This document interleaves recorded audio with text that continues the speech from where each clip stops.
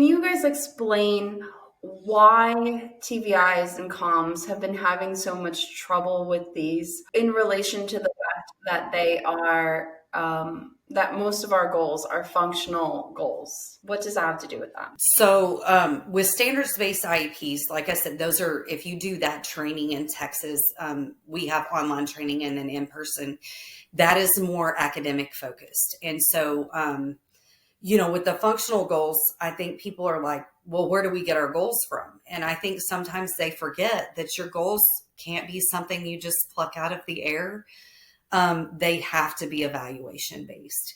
And if you're doing your VI evaluation or your O&M evaluation, then that's where those goals have to come from. And you need, a basis and a baseline for where to start from. Rebekka, do you have any more input other than that on why it's harder? I would say it's because we are covering everything. It's a full student situation, like from independent goals to rec and leisure goals and those are unique to our area. You don't have, a special ed teacher is typically not going to be covering a goal on finding what type of music you like. But, that can be a rec and leisure goal for one of our students. And so you don't write a goal like that that's not very common it's a very unique situation. And so there's not a lot of guidance for the specific areas of the ECC. Now, in special ed, there's a lot there's common functional goals like toiletring or, opening packages by yourself or things like that. But ours are just so much more specific than that, or like even things like understanding your eye condition or understanding how your eye works. These are goals that only people in our area would write. And so that makes it a little bit more unique, and there's not a lot of guidance out there for how specifically to do that so that it meets those standards that Texas puts out, because we fall underneath that. We have to follow the same rules and guidelines as everybody else, but with our particular struggles in mind. So being able to merge those two, I found to be troublesome when I was first in the field. Like, how do I get what I really need to cover also to meet the requirements of the state of Texas? Yeah, and in this presentation, you're going to have 500 O&Ms all around the world. So how are you guys going to be teaching about this that doesn't just have to do with Texas? What are the overall national issues that you guys have found and international issues? Well, I would say that specifically the goals don't change. These kids all need these skills. And because of their visual impairments, they're missing some of those basic concepts. And it doesn't matter if you're in Texas or Colorado or if you're in Germany, like those things are not specific to an area. It's the overall needs of the child are the same.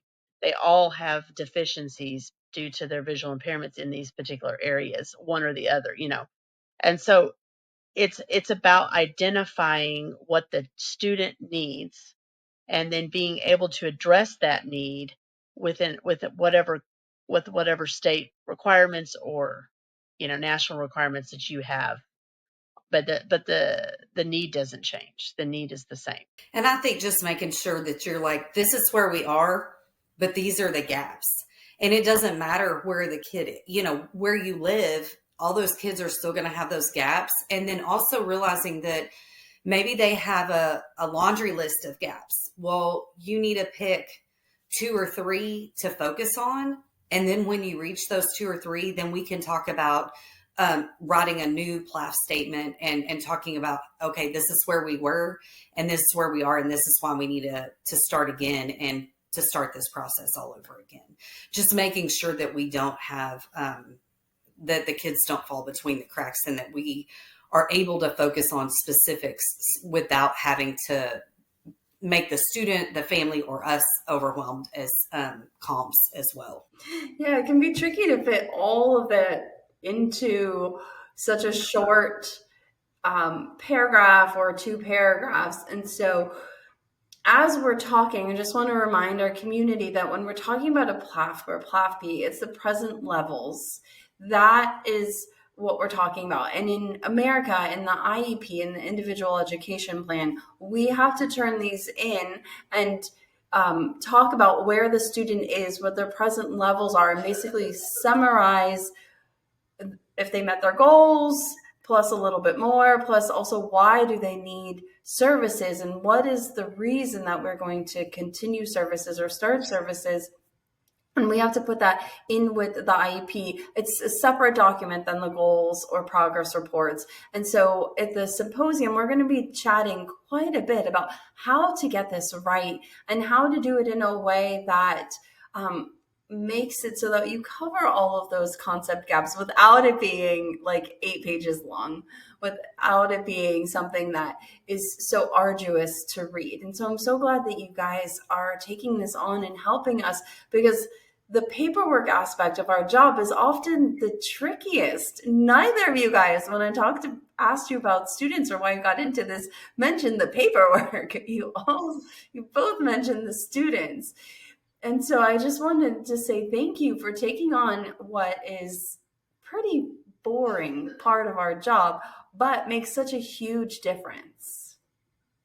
And I just feel like, too, that it's important for us to make sure that we're doing due diligence for everyone to understand really where and how to say where the student is. I think sometimes we end up focusing on what they can't do instead of what they can. And that's where the PLAAF is important. But then again, like picking out those very specific things that you're going to work on, because there's no way that I think that's the difference when we look at standards-based IEPs versus IEP quality and rigor.